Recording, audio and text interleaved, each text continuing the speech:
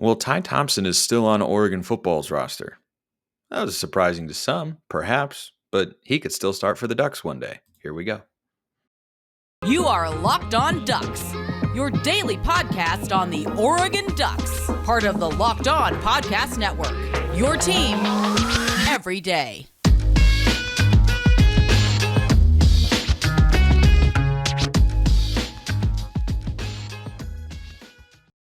Yes, it is that time once again for Locked On Ducks. I'm your host, Spencer McLaughlin. Thank you so much for making this your first listen or your first view of the day. Part of the Locked On Podcast Network, your number one source to stay up to date with the Ducks, which is why, if you haven't already, please like, comment, subscribe wherever you listen to or watch this show, which today is brought to you by FanDuel Sportsbook, official sportsbook of Locked On. Make every moment more. Visit FanDuel.com/LockedOn today to get started. So, plenty of questions continuing to pile up in the mailbag, which I love, by the way.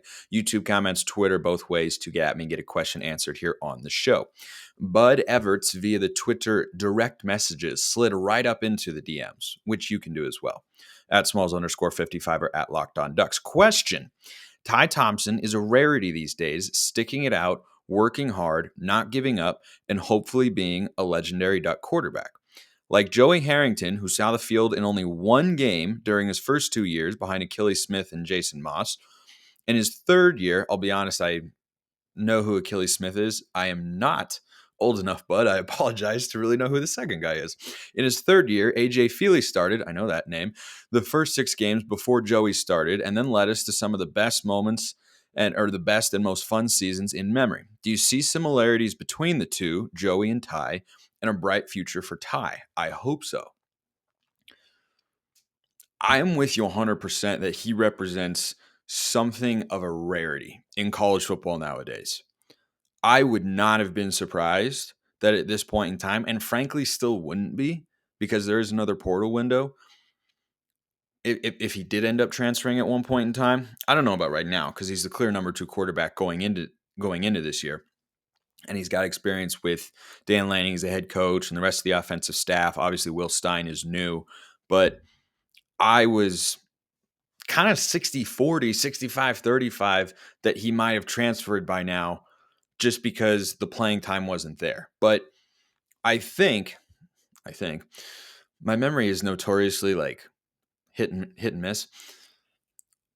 I think what my take was at the time was one of Butterfield or Thompson will probably transfer. And I thought it would be Thompson because it feels like he's someone who could go to another Power 5 school and get a starting job because of the immense arm talent that he has that is just unique compared to other quarterbacks. Sorry for those of you watching on YouTube. I don't know what is in my eye right now. But Butterfield left, Thompson stayed, but I still think that makes him somewhat of a rarity because it's just become commonplace for guys to say, I'm not the starter, especially for a guy like Ty Thompson, who was a highly sought after recruit, highest rated quarterback recruit coming out of high school that Oregon has ever landed in program history and program history. But here he is, still there, like Bud said, sticking it out. And I think that is a sign that he could be a starter one day. Is there a guarantee on that? No, absolutely not. Because if he were the guy that many of us hoped he was coming out of high school, he probably, or Oregon might not have felt the need. Maybe they would have because Dan Lanning didn't know him and didn't recruit him. But he would not have felt the need to bring in Bo Nix. Or he could have at one point in time, if he was so good, surpassed Anthony Brown, who was, a starting caliber quarterback, but certainly not one of the better ones Oregon's had in the last 10, 15 years. But just because you're a starting caliber quarterback doesn't mean you're automatically going to have that job. Because if Ty Thompson was, an otherworldly player when he came out of high school and was ready to play right away, he would have, because Brown did struggle at times. And just because you're capable of starting and winning games does not mean that you can't get beaten out by a younger guy. Exhibit A, Darren Thomas left the program because this other guy was ready.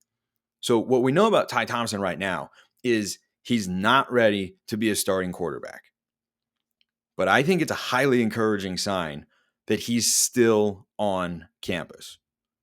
Because to me, that says he has the sort of personality, the sort of mindset that's a little bit more old school that I can really appreciate, because I'm much more of an old school guy, even though, as you can tell, I'm on the younger side, a la Spider-Man in Captain America Civil War. But that represents someone who does want to put in the work and is willing to be patient. And that's just not something that we see very often. But his willingness to be patient and to work and to develop, I think could spell good things from going forward. It's not a lock, but here's the thing. Bo Nix is Oregon starter this year. We all understand that. If, God forbid, something happens to Bo Nix, Ty Thompson is Oregon's quarterback. So I think he recognizes that not as an opportunity per se, because knowing what we know about Ty, he would never want that to happen, of course. But it is something that plays in the back of your mind when you're the number 2 quarterback on the roster. Like, look, injuries happen sometimes. And if Bo Nix hadn't been able to go, I mean, we were talking going into, I think it was the Utah game last year when Bo was really banged up and was hobbling around on the field. We were talking about the possibility of what do we need from Ty Thompson if he's starting at quarterback. And then there was the whole, Chris Hudson leak of, Ty next man. And then that never came to fruition and whatnot, which just goes to show you never know until something actually happens. But you're the backup quarterback going into this year. And then going into 2024, Oregon has no dead set quarterback plan. Well, you can always go to the transfer portal. Yeah, you could. But Ty Thompson right now has to be gaining a tremendous amount of credibility and respect from the coaching staff.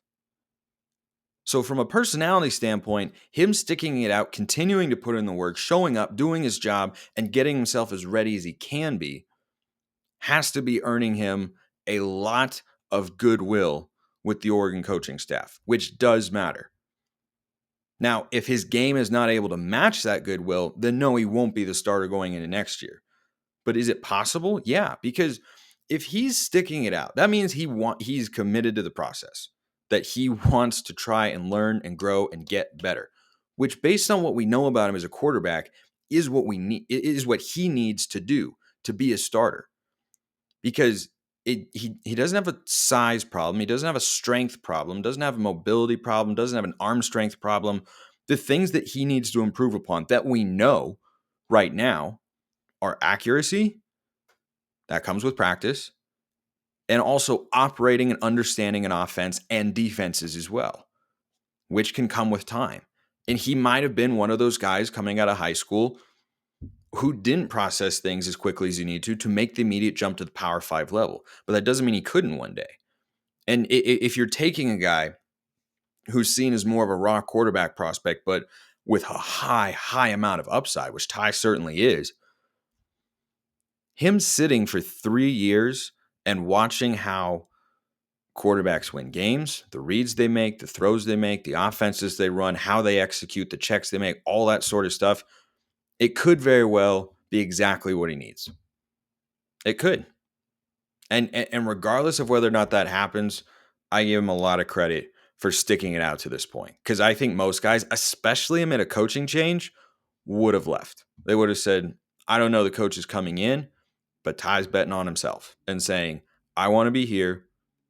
I want to give myself a shot.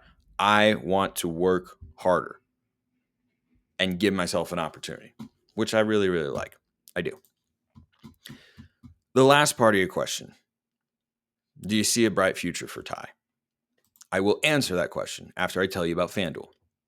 Because it's the midway point in the NBA season, it's here, and it's the perfect time to download FanDuel, America's #1 sports book. New customers get a no-sweat first bet up to $1,000. If you're watching on YouTube, you know why I laughed right there. That's a no sweat first bet. That's bonus bets back if your first bet doesn't win. You can bet on everything from the money line to point scores, threes drain, and everything else that you need. You can combine them for a same game parlay. Don't miss the chance to get your no sweat first bet up to $1,000 in bonus bets when you go to FanDuel.com/lockedon. That's FanDuel.com/lockedon to learn more. Make every moment more with FanDuel, an official sports betting partner of the NBA. So the last part of Bud's question here. Do you see similarities between the two, Joey and Ty, and a bright future for Ty? I definitely see the similarities, right? Different quarterbacks have come in and started ahead of him, and he's, learned under those guys or watched them play, all that sort of stuff. The bright future component, I think, will come down to Ty. Is he able to improve accuracy, consistency, commanding an offense, reading a defense? The things that, though in limited action, we've seen him struggle with at times, right? Like you go back to, the amount he played in 2021, and he came in that, what was it, the Colorado game, and that interception he threw was not as accurate as it needed to be, and it wasn't the right read either, and he came off of the correct read. And then you watch the spring game last year, and he showed glimpses of it, right? He had a couple of deep crosser throws where you're like, man, that's a high-level arm right there, because he is a high-level arm talent. But then you saw one of his interceptions where he locked onto a guy, stared him down, and threw the ball right to the defender. I think it was Keith Brown, actually, who picked that off. Don't fully remember. But regardless, those are the sorts of things he has to improve upon. Whether or not he could have a bright future, yeah, he still could. This is not an all hope is lost. He will never be a good player, anything of the sorts. He's just not the player a lot of people wanted him to be, which is maybe sit for a year, but be ready to start right away, and you're a highly rated quarterback prospect. Here's the thing about star ratings, and this applies for, frankly, every position. Mostly, not entirely, because the guys who do the scouting are doing more than just evaluating at a 7-on-7 camp, for instance. But mostly you can get highly rated if you have elite physical traits, which Ty does. Now, you have to have production. You have to be able to make some throws and show glimpses and whatnot. But I don't think a star rating, especially for a quarterback, is always dependent, or is always indicative, rather, of how prepared that kid is to start at the next level. Some positions can go high school to college really easily, but the jump from high school sports to college sports, especially for a quarterback, is massive. It is gargantuan. And sometimes it just takes time to develop into the best version of yourself. Some guys get the opportunity to learn by playing, but some guys have to learn, like Joey Harrington did, for instance, by watching. And some guys might need longer to develop than others. Bo Nix, for example, was a 71% completion percentage quarterback this year in his 4th year of college football. His first year at Auburn as a true freshman, he was around 57%. That is a Grand Canyon-sized leap. But what happened? He had time. He was able to spend a couple years in an offensive system. He actually had some coaching turnover there at Auburn, but he played. He made mistakes. He learned. He studied. He got coached. All that sort of stuff. And Ty isn't getting the on-field reps, but he is doing that off the field. So I do think the potential is still there. But whether or not he will realize it is ultimately going to come down to him. I really think it will. Because going into next year, there's no quarterback plan. None. There is not a transfer to keep your eye on at this point in time that we can see. There, Novosad, I think, is a little bit more of a developmental quarterback. I think he's a lot like Jay Butterfield when he came out of high school. I see a lot of similarities between the two. Ty Thompson will be the most experienced quarterback on the roster, barring a transfer. And you never know, right? Oregon might just keep hitting the transfer portal, finding a quarterback that they like. Seems like it's always going to be an option. But they could also look in-house and say, hey, we got this kid and we feel good about him. Let's give him a chance. And that'll be pretty sure that'll be year 4 for Ty Thompson. And I think he maintained a redshirt, so I think he's got a year of eligibility after 2024 as well. So fascinating. But good question, bud. Very, very good question. Oregon made another hire on the coaching staff. I'm always curious how this stuff works because Dan Lanning hired an offensive line coach, but then hired a new assistant offensive line coach / analyst. I don't know. Sometimes they just kind of make these roles up, so to speak, or say, I know this guy. I want him on staff. We think we have a role for him. And then they just kind of come up with a position name. Mike Cavanaugh is Oregon's new assistant offensive line coach and is also working as an offensive analyst role. It's basically someone who is on staff and is just a high-level consultant doing more than just, making observations, essentially. But he's the assistant offensive line coach, and I think this hire makes a lot of sense. So he spent the last 2 years at Arizona State as the O-line coach, and I don't think they retained him there when they got their new staff, led by Dilly, of course. But he spent time in his career at Syracuse, Nebraska, and Oregon State. He is not what you would call a young up-and-comer. He is the opposite. He is more the wily veteran, and I like this move a lot. I think the upside with Alik Terry as your offensive line coach is very real. The potential is immense. Recruiting, coaching, all this sort of stuff. But he's a really, really young guy. And he's only been a position coach at the college level at Hawaii, and he only did it for 1 year. And then he went to the NFL, was coaching on the defensive line. Now he's back to the offensive line here with the Ducks. I think this is a smart move for 2 reasons. Number one, I like the idea of having a young guy be the offensive line coach, but having an experienced veteran guy there who can help him kind of learn the ropes, ask questions. Any question, anything that Terry's going to be somewhat unfamiliar with or not super experienced with, Cavanaugh is going to have the answer or going to have some wisdom on that front.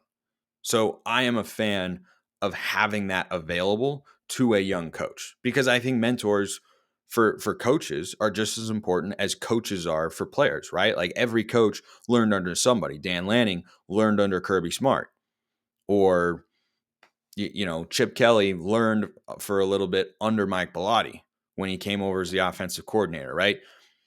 I think having someone there just as a voice of experience, wisdom, and knowledge, I think that's a good thing for a young coach. But the other thing, too, is he's been a Power 5 offensive line coach at 4 different schools. So if Alik Terry, who by all accounts seems to be an ambitious guy, in a year or two were offered an offensive coordinator job, or if he wanted to go back to the NFL where he spent last year with the Minnesota Vikings, if he were offered a really good position there, then if you're Dan Lanning, I think you could also be making this hire as almost like a little bit of insurance and say, if I don't want to go make that hire again, we could always just promote Cavanaugh because we know what he's going to bring to the table. And we know that he's capable of being a Power 5 offensive line coach full-time. So I think it makes a lot of sense. I don't think it changes things dramatically, right? I mean, Terry's still the head coach for that position group and the most important one, but I think there's a lot of logic here. So wrap up with some basketball talk today.